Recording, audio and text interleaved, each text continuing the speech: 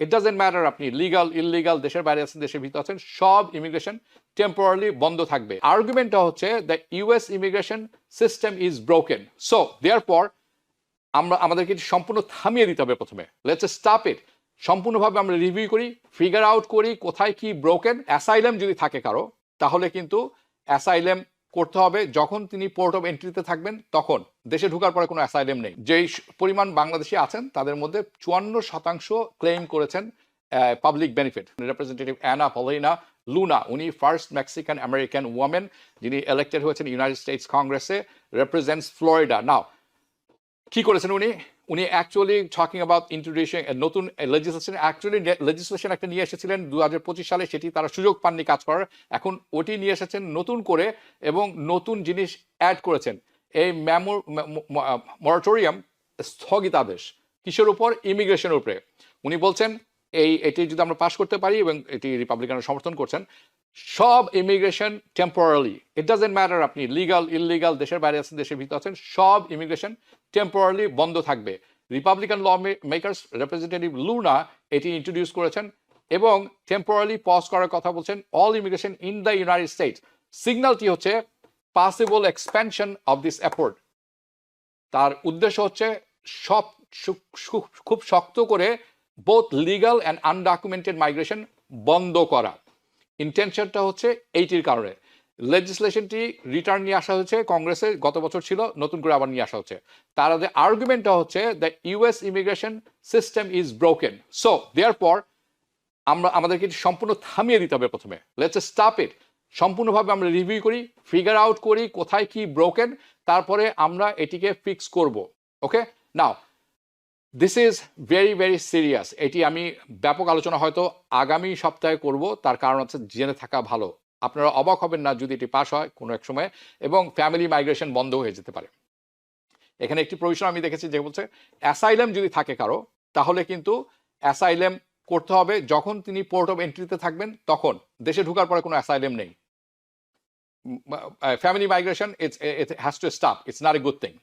ওকে, so অনেক কিছু আছে ইন দিস 2026, মানে expect more of this kind of things. Okay, president Trump উনি কিন্তু এটি সমর্থন করছেন। ওকে, একটি শেষ ব্যাপার আমি আপনাদের সাথে আলোচনা করতে চাই, সেটি হচ্ছে এরকম। প্রেসিডেন্ট ট্রাম্প সম্প্রতি বলেছেন যে খুব বেশি সংখ্যক বাংলাদেশি যারা আছেন, এটি উনি টুইট করেছেন।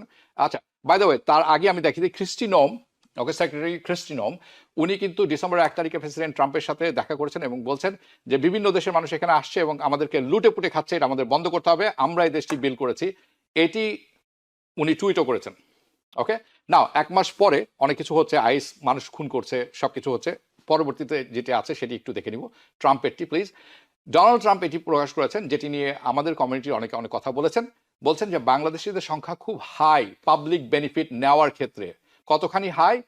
যেই পরিমাণ বাংলাদেশি আছেন তাদের মধ্যে 54% ক্লেম করেছেন পাবলিক বেনিফিট।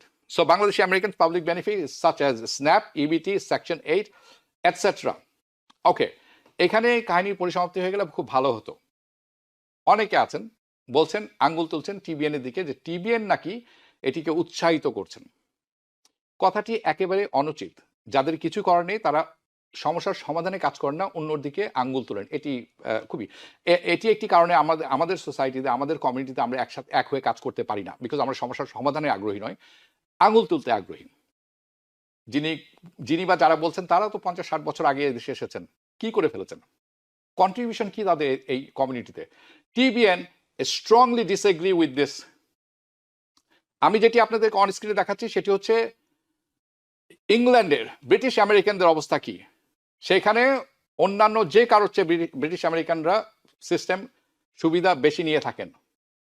আমি এটা সার্চ করছি ইটালিতে, আমি সার্চ করছি ফ্রেঞ্চ ইজ ডিফারেন্ট। ফ্রেঞ্চ কোনো ন্যাশনালিটি যখন আপনি নাগরিক হয়ে যাবেন তা আপনাকে ফ্রেঞ্চ হিসাবে দেখে, কোনো এথনিক ডাটা তারা রাখে না। You are French, no separate demographic data. অস্ট্রেলিয়াতে দিচ্ছে, অস্ট্রেলিয়া ইজ গুড, কারণ অস্ট্রেলিয়াতে শিক্ষিত লোকের সংখ্যা বেশি, ওখানে গেছেন এবং তাই করেছেন তারা, ওইটি একটু অন্য।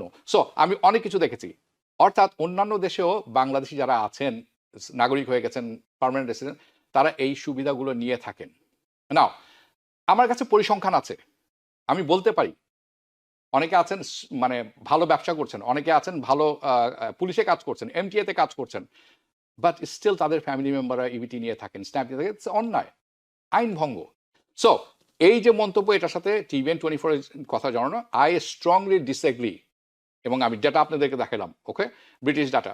নাও বাংলাদেশি এথনিসিটি হাই রেটে লো ইনকামে যেটা আছে 37% বেনিফিট নিয়ে থাকেন। সবার হলো 17% দ্য হাইয়েস্ট, বাংলাদেশি হলো 37% ব্রিটিশ আমেরিকানরা। নাও অন্যান্য দেশেও বেশ সিগনিফিকেন্ট হাই, ওকে।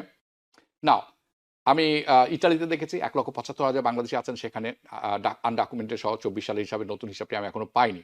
নাও অন্যান্য সেন্সাস ব্যুরো আমি দেখেছি, যেরকম সেন্সাস রেকর্ড ফর 51,000 বাংলাদেশি থাকেন অস্ট্রেলিয়াতে থাকে, এবং এখন এটি 71,000 বেড়ে দাঁড়িয়েছে। স্টারলিংক নামে তাদের সিস্টেম আছে।